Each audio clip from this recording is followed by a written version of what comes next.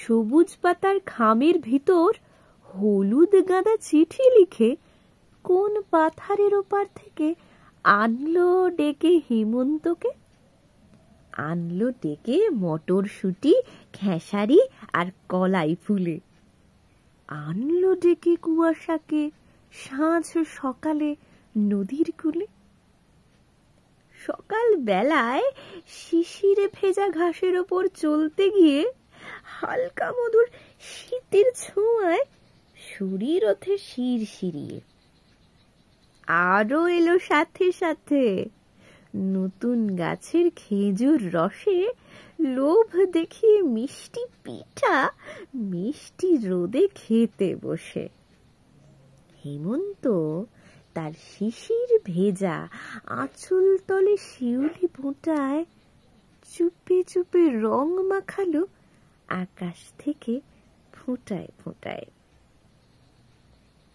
তোমরা আমার সময়ে পড়েছো, আমার সঙ্গে পড়াশোনা করেছো, তারা জানো যে এই ছড়াটা সুফিয়া কামালের, আর এটা আমাদের সিলেবাসে ছিল। তো সেই বিখ্যাত একটা ছড়া।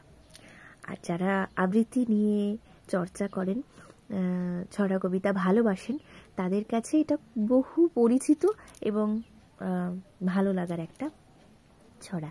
তো আজকে তোমাদের কেমন লেগেছে সেটা আমাকে কিন্তু জানিও কমেন্ট করে অবশ্যই।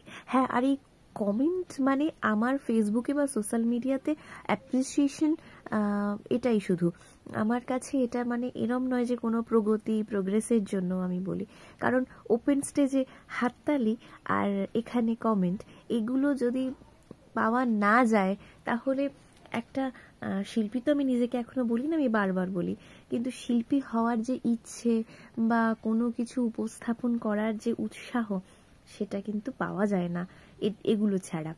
তাই প্লিজ কমেন্ট করে জানিও। মন্দ লাগতেই পারে, আর সেটাও তো আমার জানা দরকার। আর ভালো হলে তো আনন্দটুকু তো আমার প্রাপ্য, তাই না? তো আজ তাহলে আসি, টাটা। সবাই ভালো থেকো, আর হেমন্তকে খুব এনজয় করো, উপভোগ করো।